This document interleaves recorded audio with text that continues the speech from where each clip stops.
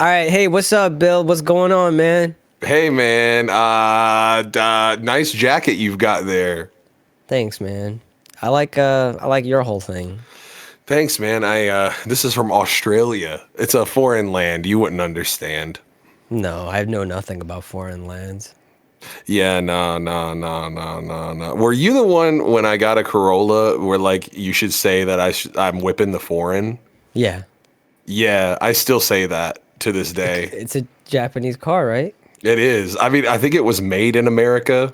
I'm pretty sure, but Shh. it's whipping the foreign like with the asterisk at the end of it. Yeah. Yeah. So, how are you? Tell me everything that you've ever thought about anything ever right in this moment, but condense it into like about 7 words. No, but I will say this: we've been working a lot on music, you and I lately. That's been really exciting, very cathartic. But other than that, all I can think about, honestly, is how excited I am for today's episode. What? Today's episode, you say? Could this be a special episode? Like one that people say, whoa, that was a special episode. Like that could be a thing?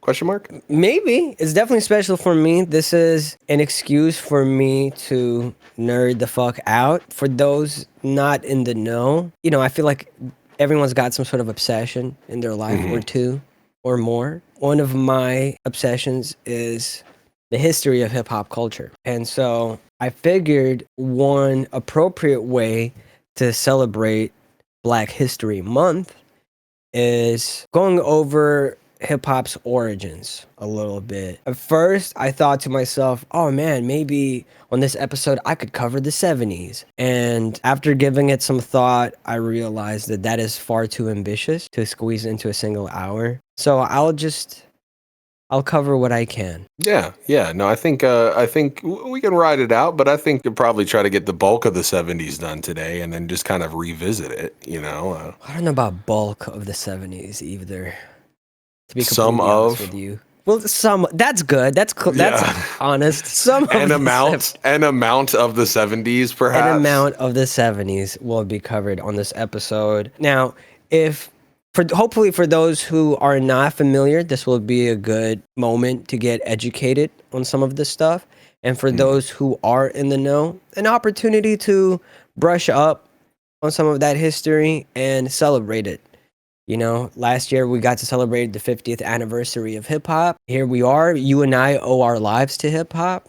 True. And Very true. what better way to pay respect than to highlight our forefathers? Yeah, I think it'd be a good thing. I just want to say, I want to go ahead and preface this episode with Rav is a lot more knowledgeable about particularly this era of hip hop. I feel like I know a lot about rap music and stuff, but I think it's kind of like anything pre like 1988, I'm super duper fuzzy on. So I feel like he's going to be taking the reins on most of this and I'm going to be like, aha, a lot. So, but you're going to hear a lot of that too. I will do ad libs, tell my little 2 cents, maybe even an opinion, which is the same as 2 cents, but it might be worth more than that. Who knows, So that'd be good. You are now tuning into Void FM. 40, 50 feet, why don't you turn around and let's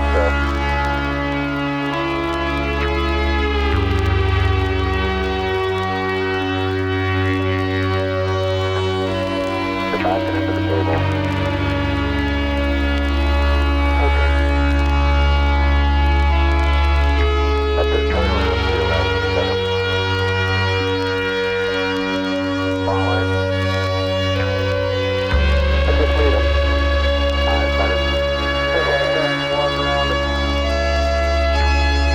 Just behind that field if you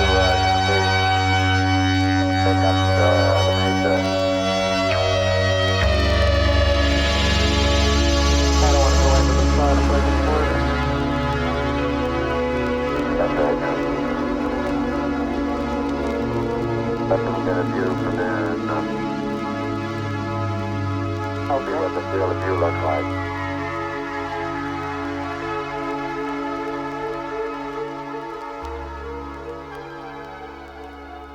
Before I dive into talking about it, I feel like I need to preface my conversation or the monologue I'm about to engage in with this. With most cultures, genres, and everything, it is very difficult to pinpoint a starting point.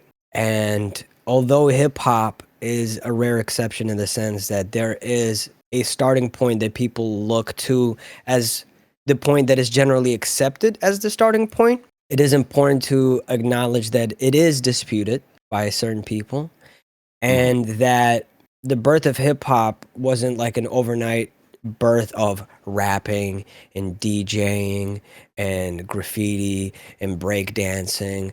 All of these separate elements existed long before hip hop as a culture was birthed. And so because of that, a lot of people look to different moments. You know, people say that, you know, Muhammad Ali rapped in his interviews whenever he would go into those instances where he would talk shit and rhyme and it was funny and it was entertaining.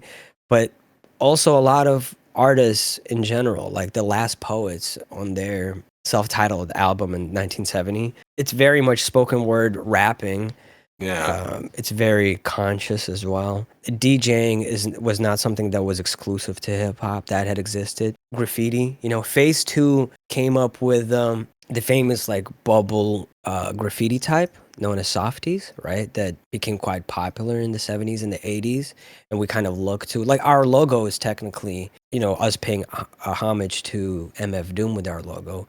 His logo came inspired from a style that was birthed before hip hop even existed, you know? So I say all of that to acknowledge that nothing falls from a coconut tree, you know? That was good, man. What a topical Everything reference. exists in the context of what it is and what came before, that it exists in and what came before, right? So wherever there is a father of hip hop, we must assume there are grandfathers, right?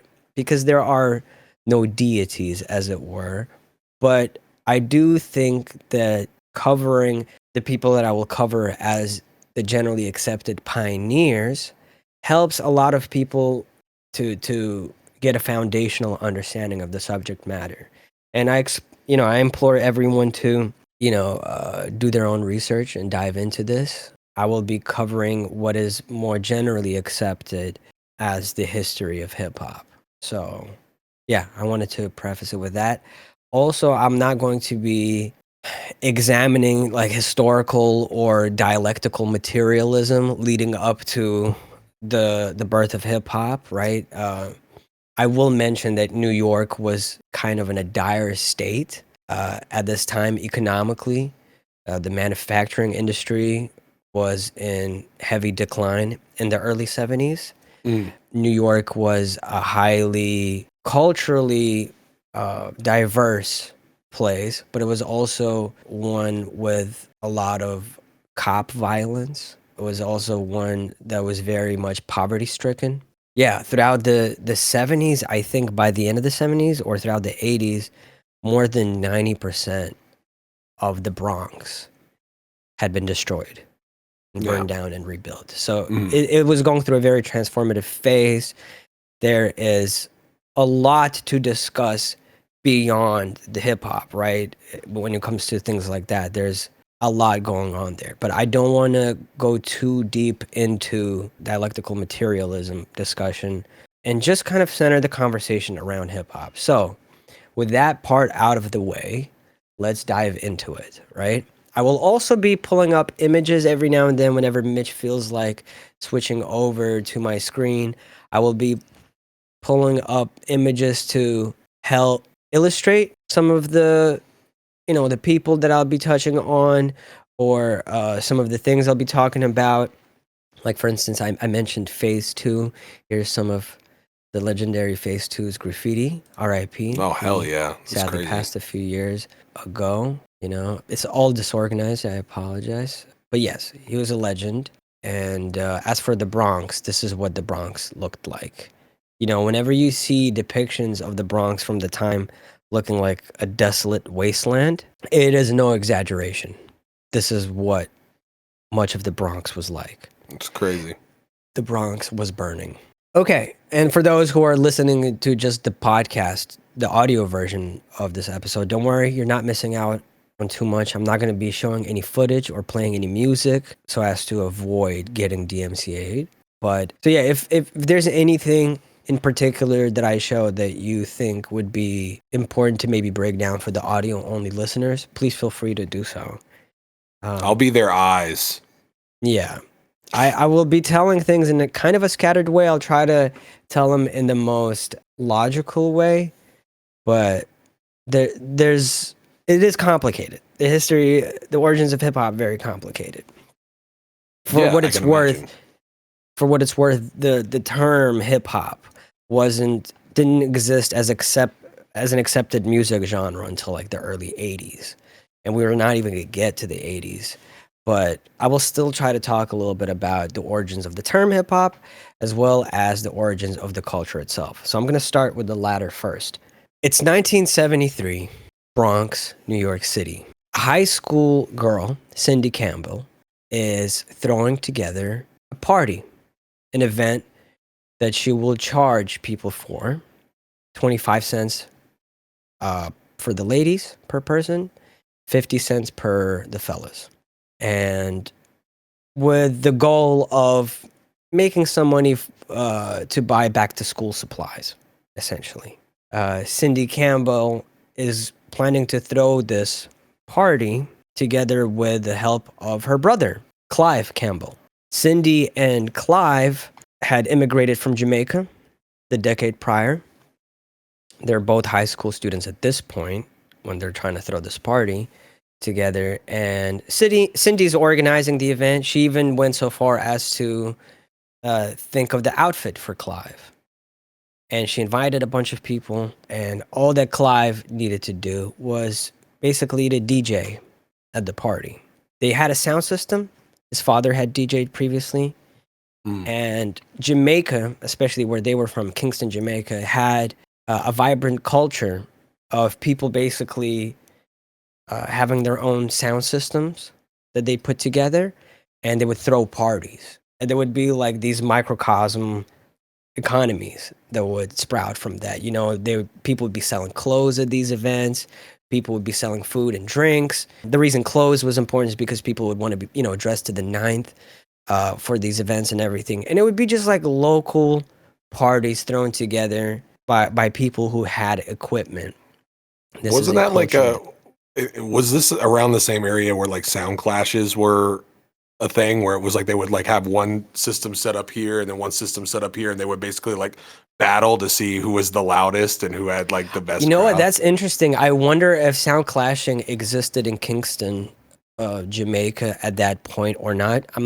I would hate to share the incorrect information on that, but I do know that there was a culture of throwing these shows together at places that weren't like, clubs, but places out in the open, just straight up out in the open. So in New York, this wasn't very common at the time.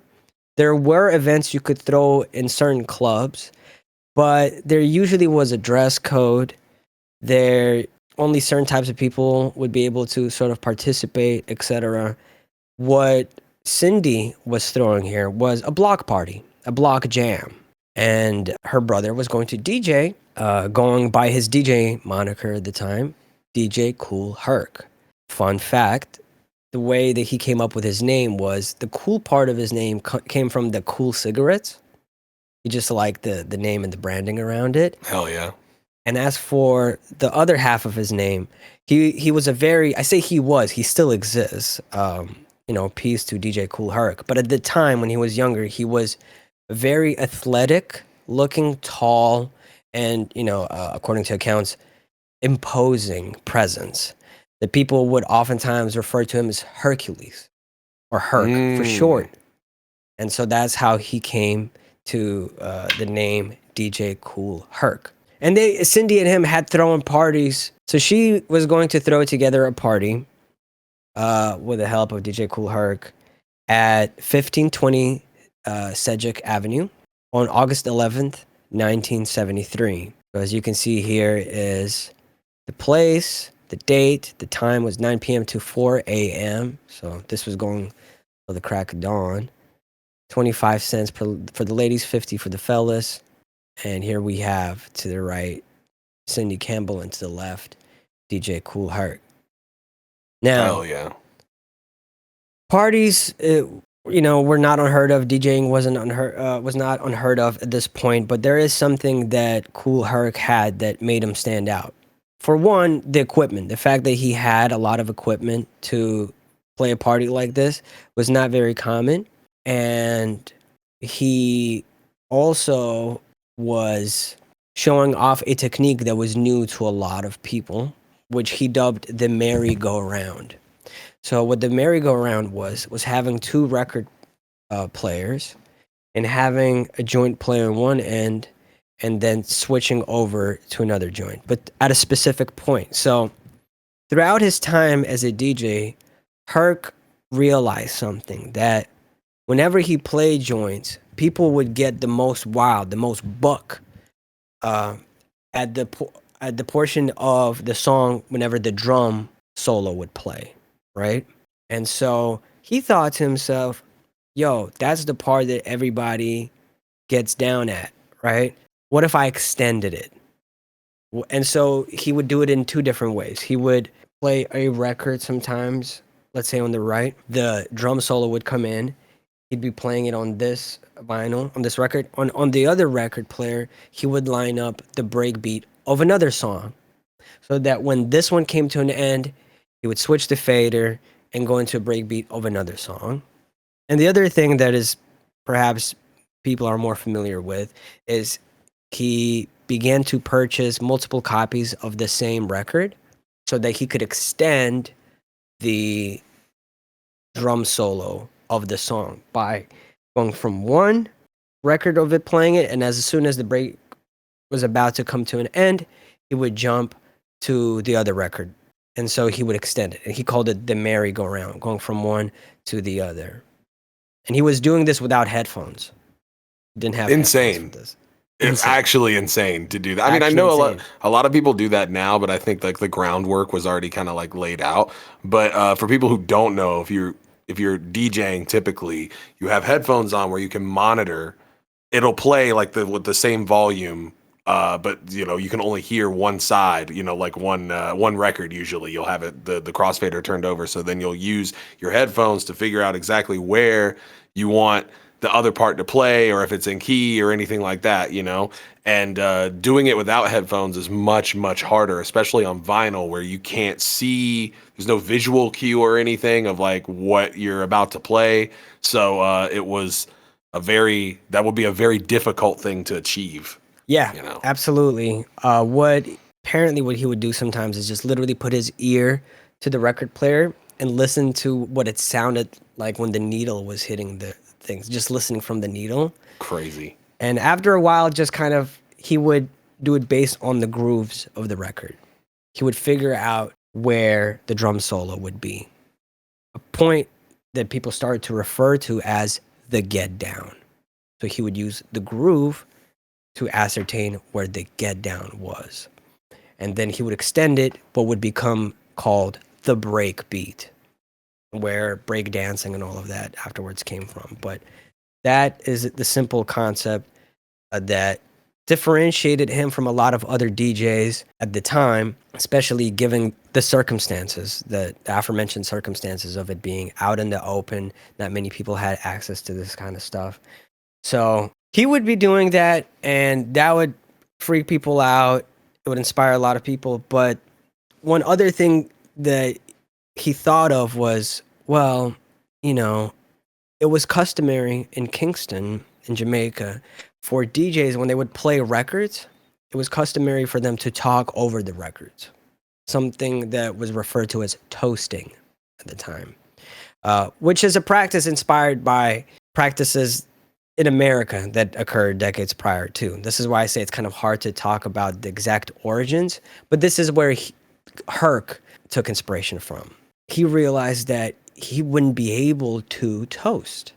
He wouldn't be able to do that at the same time as doing the merry-go-round, because it involved a lot of RAM, as it were, like mental capacity and physical capacity. So he asked his homeboy, the Bronx native Kool Rock, to MC at the show. Kool Rock was someone who was also a practicing DJ, and he was was a close homie of Herc's, and he said, "Sure, I'll do it." So what he ended up doing was he would have the mic, and as Herc would play the breaks, and by the way, he was playing breaks from funk records, soul records, rock records. He didn't discriminate on genre. All he cared about was getting to the get down, getting to the break beat. So he would play these shits, and Kool Rock would take the mic, and he would do, shout outs to the crowd. "Hey, yo, I see my man so-and-so." It wasn't even rhyming. It wasn't even lyrics. It was like, "Hey, yo, Steve, your car's gonna get fucking towed." I saw it park. It would just be talking slick. Like, "Hey, yo, shorty with the tights by the gate. Yo, slide me your number after this," or whatever it was. You know what I'm saying? Like, "We gotta connect." He would just talk. He would talk slick, and people really connected with the vibes at this party, because there you have it, an open block party where these break beats are playing, blaring through the speakers, and you have this dude, "Hey yo," yelling out things. It was an experience that inspired a whole generation of musicians to come. And so this moment, on August 11th of 1973 at Sedgwick Avenue, became defined as the birth of hip hop. So there's a few takeaways here. For me, the main takeaway I want people to walk away with is one that is too often omitted from history, oftentimes omitted from documentaries and even literature on the subject matter, is that Cindy Campbell, Kool Herc's sister, was the first ever hip hop promoter. In fact, she put together this event before it happened, so you could argue that she played the initial part in the inception of hip hop. But to me, she's just as much as a part of the inception of hip hop as DJ Kool Herc is, because she provided the stage for Kool Herc to inspire a lot of these people. She threw together the show, and she was also like his wardrobe designer for the show. So a lot of firsts. From the first moment that we historically recognize, and the government, Congress recognizes the birth of hip hop from, a woman has been a part of it from day one, from the first moment. And I think that's something that is too often omitted from history, as I guess a lot of women are, especially Black women. So I would like that to be a takeaway, but also that this was a humble party. All in all, the moment where we look back to and like, yo, a lot of people got inspired at the show, from your Grandmaster Flashes, Grandmaster Kazes, Afrika Bambaatas, and all these other individuals who got inspired from this moment. And a lot of them will tell you that, like, yo, that was the moment when everything made sense to them, and they were like, this is really cool. I want to do that. It was literally just a party. People were just having a good time, Yeah. It's a humble beginning, very humble beginnings. So this inspired a lot of people, but I'm going to try to center today's episode around 3 widely recognized pioneers of hip hop: DJ Kool Herc from Jamaica, Grandmaster Flash from Barbados, and Afrika Bambaataa, whose parents are from Barbados and Jamaica. So Kool Herc and Kool Rock started throwing more and more parties, and eventually moving out of just throwing parties at 1520 Sedgwick Avenue to performing all over the Bronx. Kool Rock actually started incorporating more rhyming and lyrics into the performance as they started to polish things up. And Herc was known as, the person who had some crazy records. At the time, the kind of music you had was very important. You could say it was one half of the equation of a successful party, is the types of records you had. So at the time, DJs would literally say how many crates they had. They'd be like, I got 17 crates, right? And somebody'd be like, damn, what? Yeah. So-and-so only got 8. It was almost like Pokemon, counting how many you had. And as per his father's recommendation, from his father's time in Kingston, Jamaica, he said, bleach the record covers. Don't reveal what songs you're playing. That's the secret sauce. You don't want all the other DJs to have the same songs that you're playing, you know? So he was doing that. And one fateful night, DJ Kool Herc got stabbed at one of these parties 4 times. He got taken to the hospital. Luckily, he survived. Thank God. But it took him out of commission for a while. One of the cuts went right through his hand. It also, I think, probably, I would imagine, did some psychological damage to him. For sure. Because the reality is, you know, a lot of the stuff I said that I'm going to exclude from the conversation contextually is perhaps maybe important to briefly acknowledge that, like, these events weren't all just peace and love. People were suffering under structural violence and appalling material circumstances. So there was a lot of violence at these parties. There was a lot of violence, period. It wasn't exclusive to these parties, but it would spill into these events as well. And this is one of those instances. In his absence, a couple of names emerged in the Bronx that would take what Kool Herc started and cultivate it further. So, Grandmaster Flash. He is someone who, if you look at DJ Kool Herc as the originator of the merry-go-round, then Grandmaster Flash is someone who perfected it from a technical standpoint. Grandmaster Flash was always, by his own account, tinkering with mechanics and technology since a very young age. He was always really interested in how things worked. He would backwards engineer fucking blow dryers at home and all of that, just to be like, how does this work? How does that work? And in fact, you know, one time walking past a radio host who was running the boards and everything, he became fascinated with an observation he made about the Q switch. And he was like, I want to have something like that. He made his own one. He fashioned a custom Q system. That's cool. Why didn't he just buy a system that would have that? I don't know. Maybe because they were more expensive. Maybe because he was working with what he had. Or maybe it's a combination of that and the fact that he took pride in his like nerd obsession of breaking things down and building things. But he perfected the merry-go-round, and he called it the quick mix theory. So what he would do is he would have a record playing here, and then he would be able to get the other record going at the exact time that this one would stop. He had perfected it in a way where Kool Herc did a good job of it, but there would still be like a little bit of a lag or a little ahead of time sometimes because he didn't have much of a reference. He went off of mostly a visual reference or a hand feel reference of the groove, right? And tried to time it this way. Grandmaster Flash perfected working with the fader and the starting points, the cues of these breaks. And he would go back and forth, essentially being able to create an infinite loop and build a whole song around that. Well, not song, a whole performance around that. He also applied something that he had picked up from one of his students. One of the people he ended up mentoring was Grand Wizard Theodore, who is credited as the person who had discovered scratching.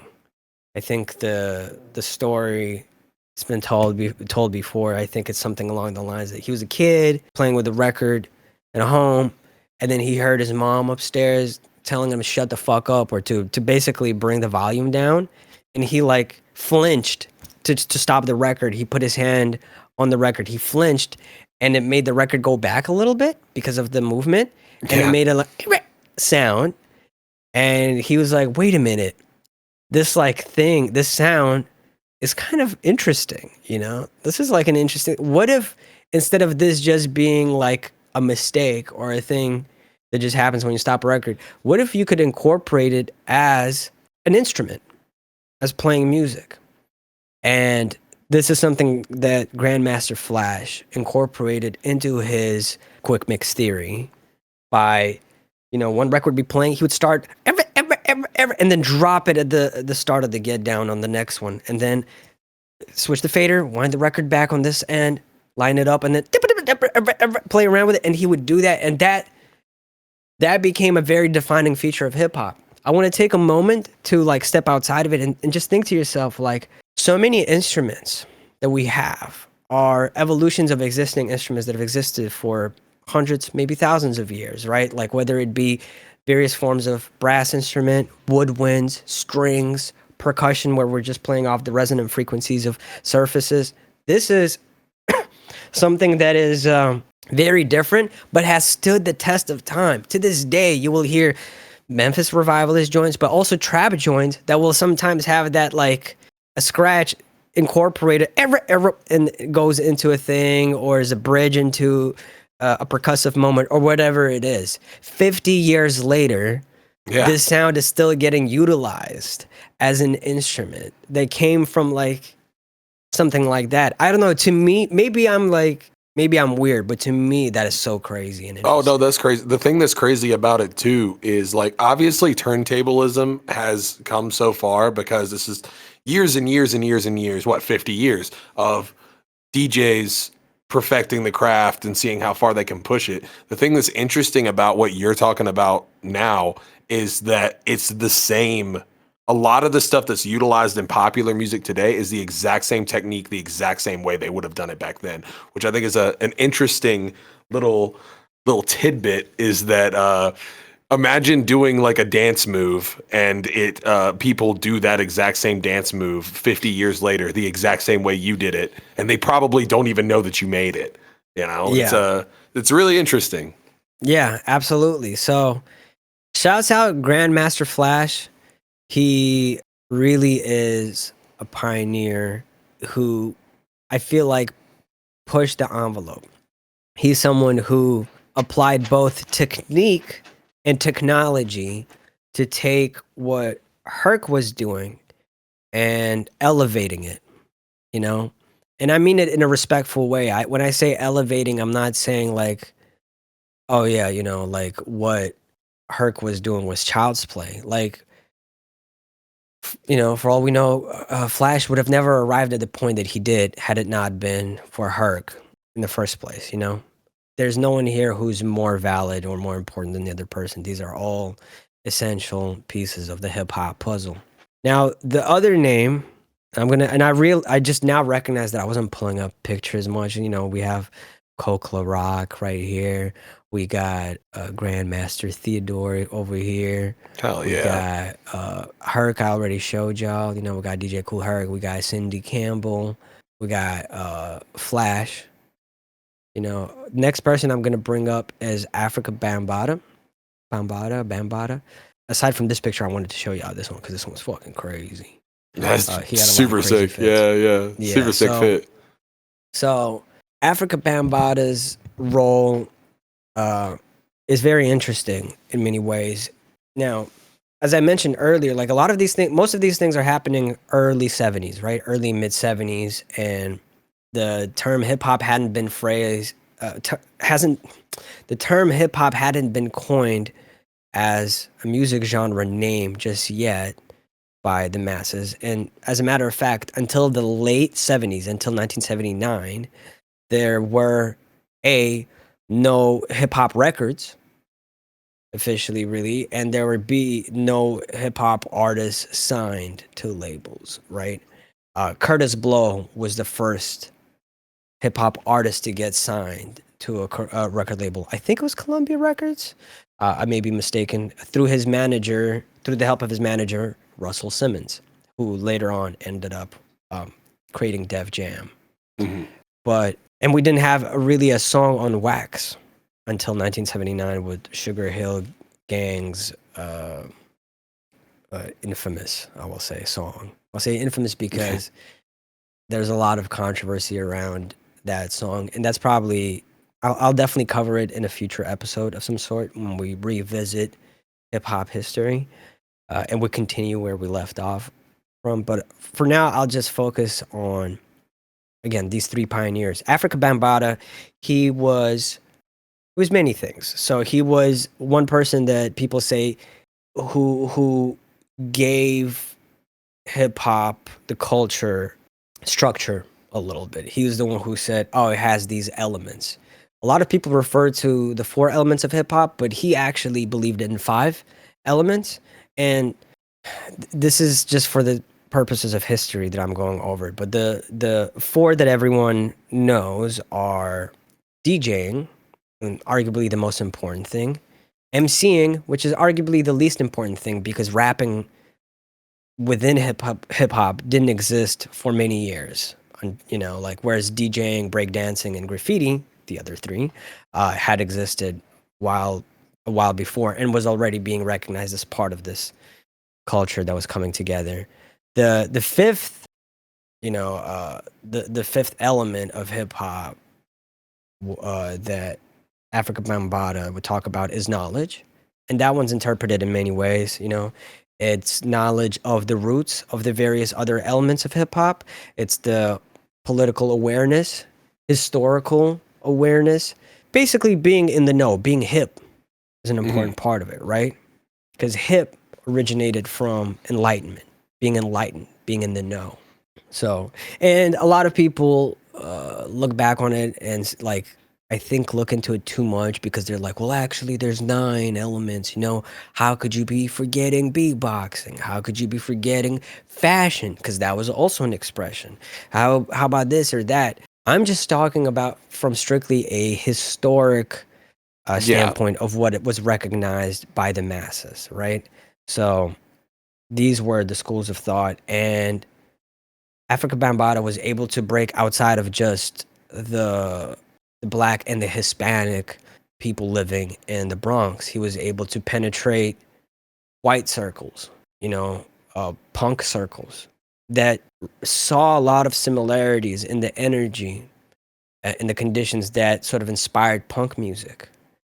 And he was kind of like a tastemaker for a lot of these more hipster circles, as it were. He was one of the first people to have been interviewed as a representative. He became like a spokesperson, the spokesperson for hip hop, especially for white people at the time. Right. His history is interesting. I'm not going to dwell on the later history for most of these artists and the controversies because I don't think that serves much purpose to what my intentions are here with telling the history. But I will give some background on Afrika Bambaataa. I've already told you that his parents were from Barbados and Jamaica. He was also formerly a gang member of Black Spades. He was actually a gang member. He went through many different gangs and then ended up being a warlord of the Black Spades. And the Black Spades were the biggest and the meanest gang at the time. And over time, gang culture, that specific gang culture that preceded gun violence, gang culture, kind of dispersed over time. Historically, there's a lot of different accounts for why this may be the case. The death of Black Benji is oftentimes cited as a unifying moment for a lot of these gangs. But I also think another role that needs to be addressed that contributed to the dispersion, I guess, of some of these gangs is that dudes got older. Yeah. This was at a time when gangs were teenagers and kids. You will oftentimes see depictions of the Warriors movie is actually inspired by Black Benji's death, I believe, and it was the moment right before hip hop was sort of birthed. But like in movies like that, you'll see a lot of really young faces, teenagers and kids, because that's what it was. That's what these gangs ultimately were. And by the time people were in their 20s, they usually were no longer in those gangs. They would usually look for jobs. They would had to become, I don't know how to put it adequately here, but just like they ended up having to play by the rules of the game of being an adult. You know what I'm saying? These days, it is more common to see like certain 30-year-old, 40-year-old, and even older individuals still adorn gang aesthetics. But at the time, this was not very common. It was very much a young people's game. For someone like Bambaataa, he traveled to Africa at one point, and he came back and he watched the Michael Caine movie Zulus or something, and he was inspired by the energy that he saw in it and the unification behind it, and he moved away from gang culture and rallied a lot of his own people within his sphere of influence to change from Black Spades to a new organization that he had formed that he'd refer to as the Zulu Nation, who operated on the principles of, I think, peace, unity, love, and having fun. Mm-hmm. Now, the reason I mentioned the other parts briefly about gang culture is to explain to you that it wasn't, oftentimes I think historically it is misrepresented as if like Herc was like, as if Afrika Bambaataa was like, hey, everyone put your knives down, put your sticks down. We're not fighting no more. I said so. And everyone was like, word. Hell yeah, peace, love, unity, and having fun from here on out, because that's not the case. I think that is a weird whitewashing of history, and history is not always pretty, you know, and I think it would be dirtier of me to selectively choose parts of history that are palatable to me, and I think would be palatable to an audience, whilst ignoring other existing factors. For sure, what he did, certainly, I'm sure, helped contribute towards a more peaceful movement. But even within the Zulu Nation, there was still instances reported of, you know, gang violence and whatnot. But he was operating for more of a place of love. It wasn't a perfect scenario. It wasn't a perfect scenario. It's just that I don't want it to come across as like, oh, there's one person who is able to just change this existing structure, you know, overnight. That is not what happened. I feel like that does, and it's not something he ever claimed, by the way, for the record, to have done. He's never made that claim. So I think that is important to acknowledge. But yeah, Afrika Bambaataa, he was more into like more eclectic shit. When you listen back to, you know, the Planet Rock type stuff, his stuff was more like, as time went on, like using the 808 machine for the drums. The samples were more crazy. There were a lot more hits in the music that he would incorporate, space aesthetics, future aesthetics that he would incorporate. Something that I have done so as well with Void FM, you know, in part because of like the relationship of space and hip hop that's existed for half a century now. Yeah. But yeah, so these three individuals are recognized as the pioneers of hip hop. Now, as for the term hip hop, it is far more complicated. And if you research this online, you may come across very different takes, very different accounts. DJ Hollywood had claimed to have come up with the term. He's someone who was like running a club where, you know, you had to have a specific dress code, et cetera, blah, blah, blah. He's laid claim to have founded that term.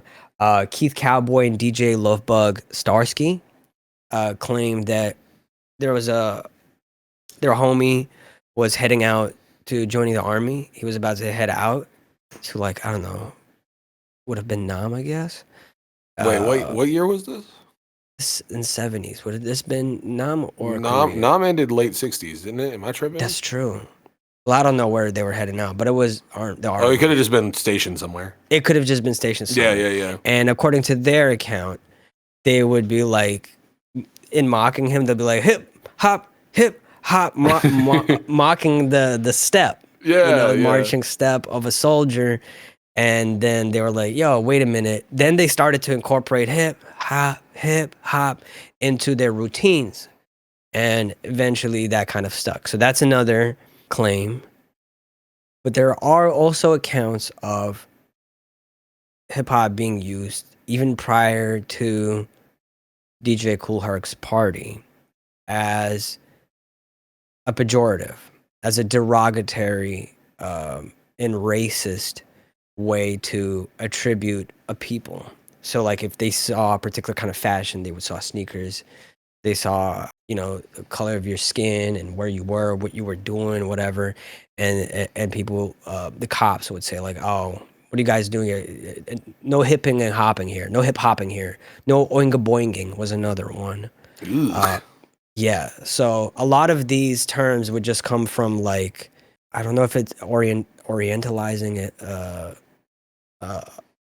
people is the correct phrase here, but basically, I think we know what you mean. Being ethnically insensitive, and using it as a derogatory expression. There are accounts of that happening before, so it is hard to pinpoint the exact roots of hip hop. The term in particular. In fact, when the Sugar Hill Gang song, a hip, a hop, a hip, a hippity. Hip hop is the first word on that song. On the first ever hip hop song that got put on wax, which we will talk about at a different date.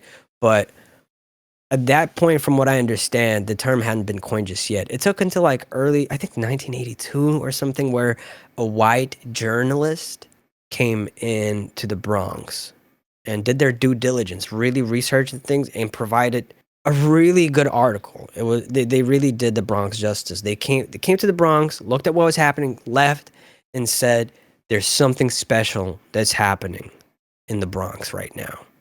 And they said that they believed in the next 10 years it was going to become the biggest thing in culture. And it may have not happened over that 10 years, but it did eventually.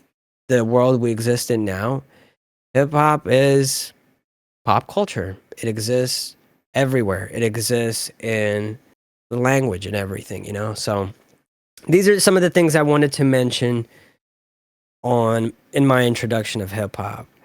There's a lot of names that I didn't get to really talk about, so I definitely will revisit the subject matter later on in the future, and we're not done with the 70s just yet. I just wanted to introduce people to the three pioneers. And again, maybe I should have taken notes. It would have been a little bit, maybe I would have yapped a little bit less, but I find all of this really interesting. Looking at my photos, I just remembered there's one more thing I would like to mention at least. The Blackout of 1977. Oh, yeah.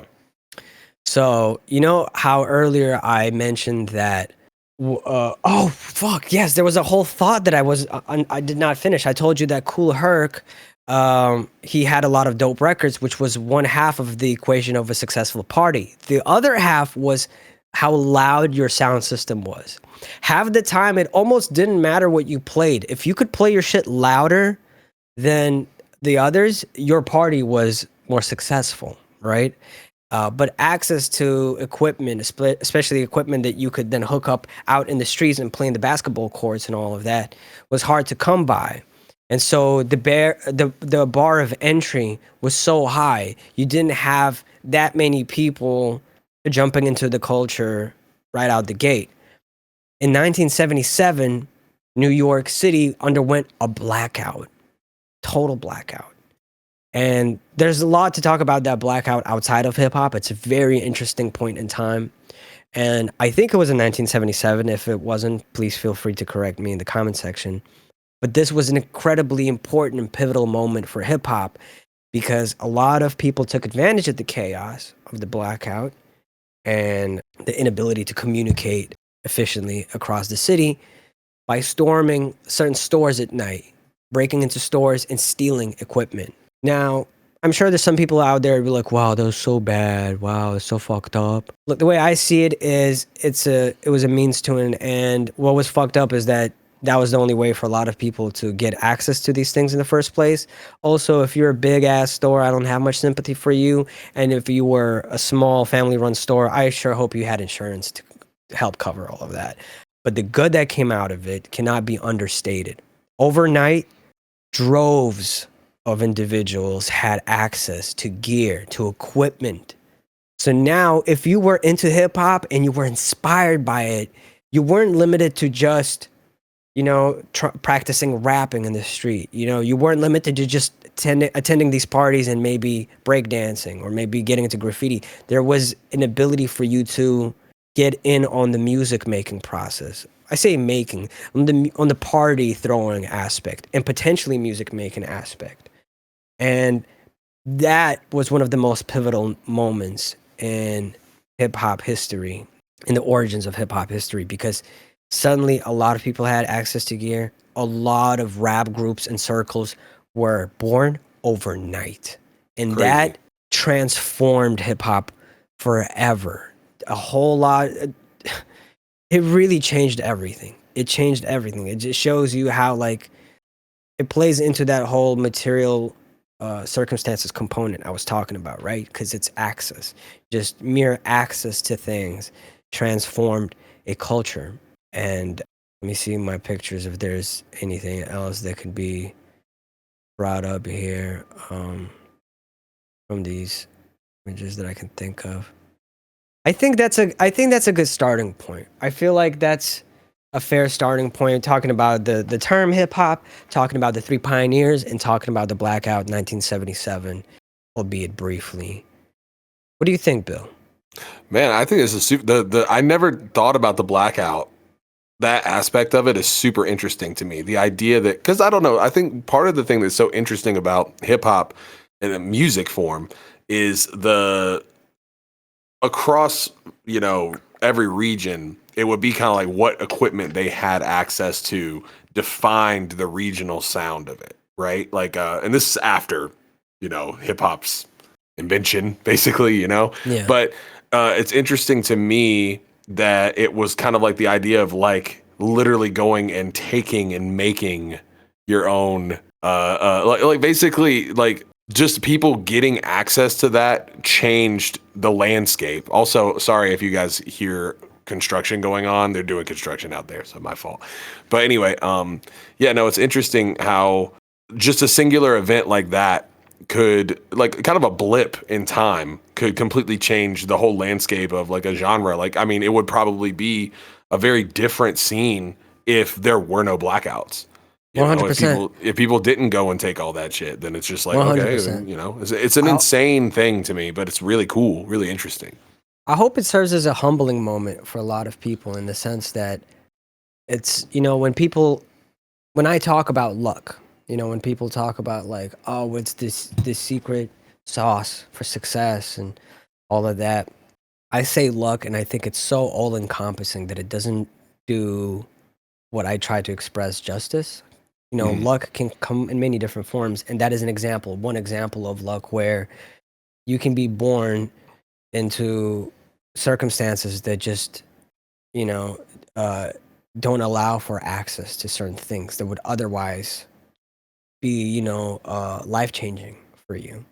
There's also like how physically fit you are from a genetic standpoint and things like that. There's so much luck, and of course, your social standing, given your ethnic background, all of these things, these all very much play a role. It doesn't matter how dope of a musician you are or how hard you work, if you don't have access to the means of creating something, it doesn't matter, right?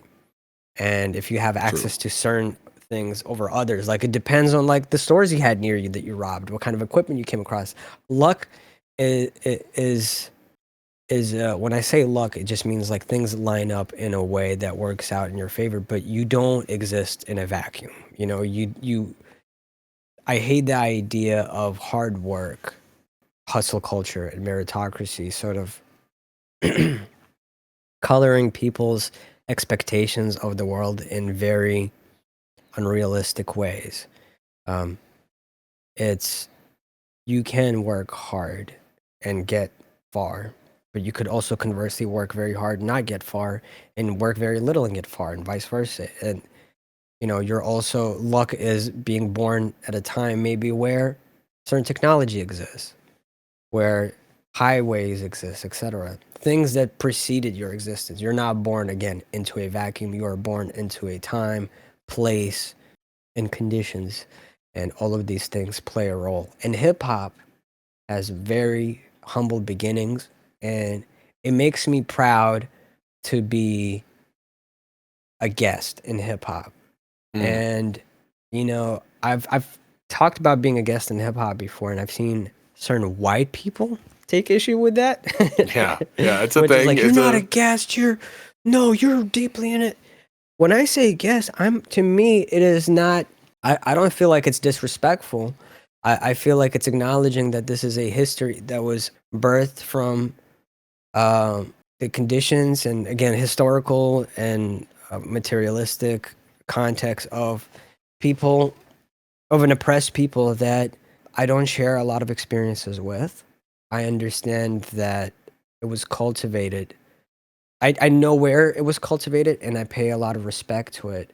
And I can never forget that. To me, it's something I take pride in the fact that I was born in the Soviet Union in a tiny ass town off the border of China that, by all accounts, no one there became a rapper. This culture that was birthed out of the Bronx eventually became such an important part of my existence. I've been at it for over 20 years now. Yeah. I'm proud that it found me and I found it, and that I have this profound relationship with the art. It pays my bills. It fulfills me in ways that nothing else in life does. I have so much love and respect for this culture. I'm very grateful that I get to talk about these things and maybe clue in people who are not in the know. Yeah, I think that's very well said. Yeah,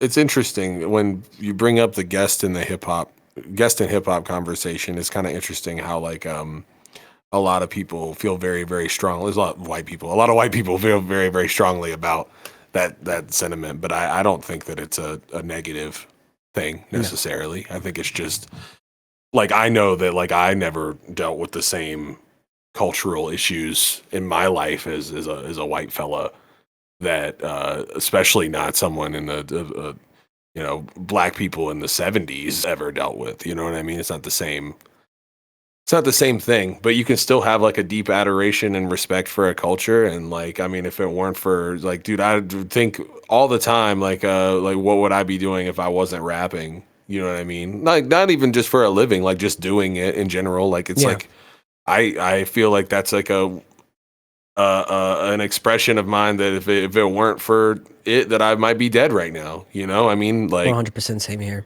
Yeah, like it gave us a voice. It gave us an expression, a medium a language through which we are able to express ourselves and heal or get to know ourselves better, etc.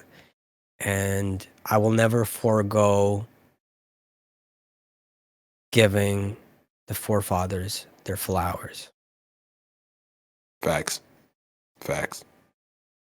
So but yeah, man, I thought especially for not having notes, you killed it today, man. I feel like I learned some stuff. The people probably learned some stuff.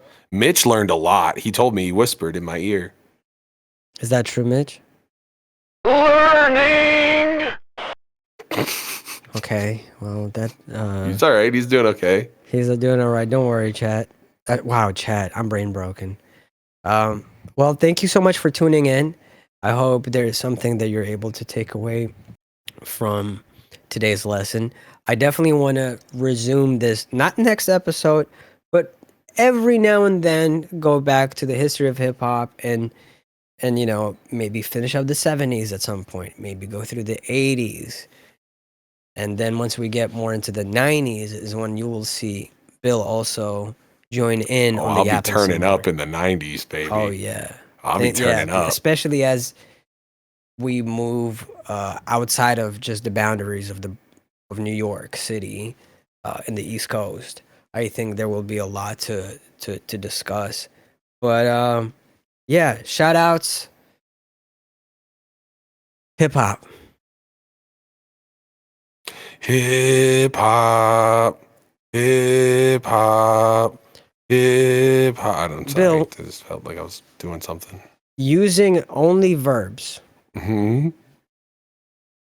Tell the people why they need to subscribe to our Patreon.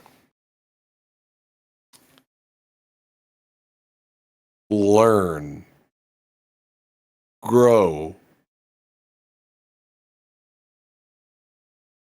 feel, sing, dance, die.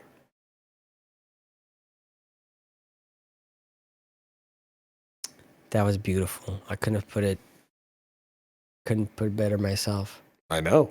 That's why you got me to do it. That's why I'm the Patreon promoter guy. I would have added money give. Yeah, dude. Oh, I fucked up. Yeah, money give is my favorite verb, actually. Thank you so much for joining in. We love you. Appreciate you. Mitch, take us out. Warning! Bye. The following is a preview of this week's Patreon exclusive episode. Available now over on the Void FM podcast Patreon.